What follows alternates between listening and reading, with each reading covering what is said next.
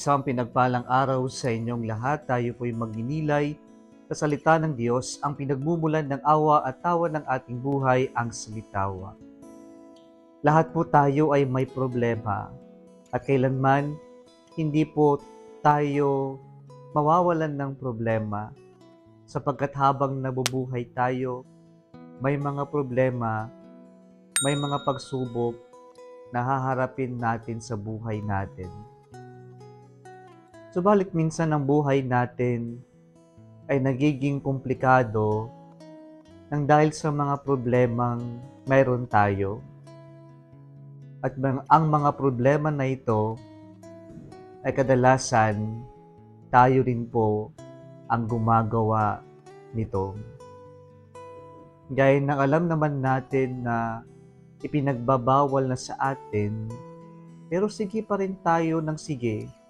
Alam naman nating diabetic tayo, pero kain pa rin tayo ng kain ng matatamis. Alam naman natin na mataas ang kolesterol natin, pero kain pa rin tayo ng kain ng mga pagkain na matataas sa kolesterol.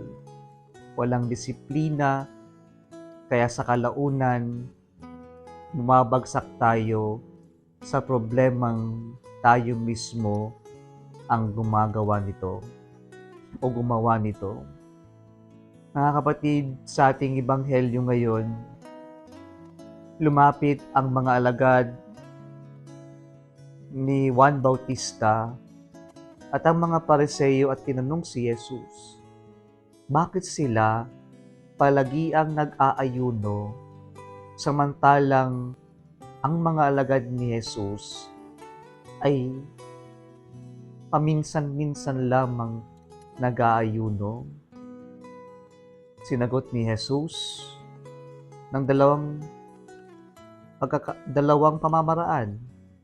Una, sabi niya, hindi pwedeng mag-ayuno habang nariyan ang bridegroom sapagkat isa itong selebrasyon, isa itong isang linggo na punong-puno ng wine at pagkain, kaya hindi ka mag-aayuno habang nagsasaya ang lahat.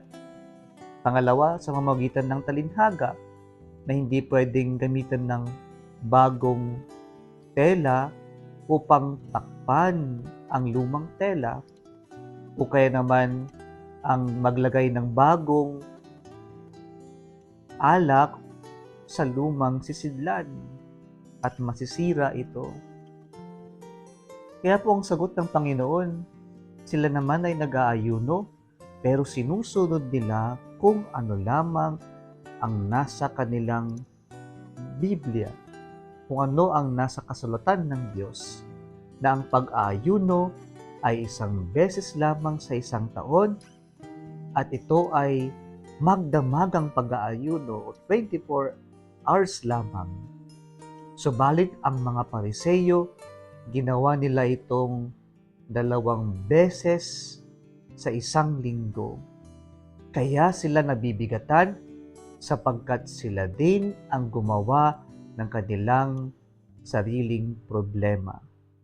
At ngayon nais nila yung problema nila, yung nagpapabigat sa kanila, ay kanila ring ibibigay, ipapatong sa mga alagad ni Jesus. Mga kapatid, sinasabi lamang ng Panginoon, ang buhay natin ay magiging komplikado at mabigat kung nakafocus lamang tayo sa kung ano yung pangit, sa problema o sa kasalanang nagawa natin. Talagang magiging mabigat ang buhay.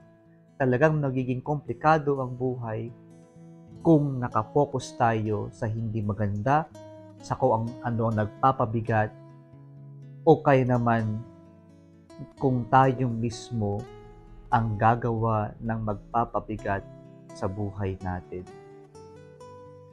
Mga kapatid, ang paanyayan ng Diyos sa atin ay i-focus natin ang ating atensyon, ang ating buhay sa Diyos, at ang lahat ng bagay ay magkakaroon ng magandang katapusan o kaya naman ay magiging maayos ang lahat kung sa Diyos tayo nakatuon ng ating atensyon, ng ating enerhiya, ng ating panahon. Kung nagustuhan mo ang video na ito, huwag kalimutang mag-like, i-share at mag-subscribe sa Salitawa Facebook page and YouTube channel. Muli isang pinagpalang araw sa inyong lahat.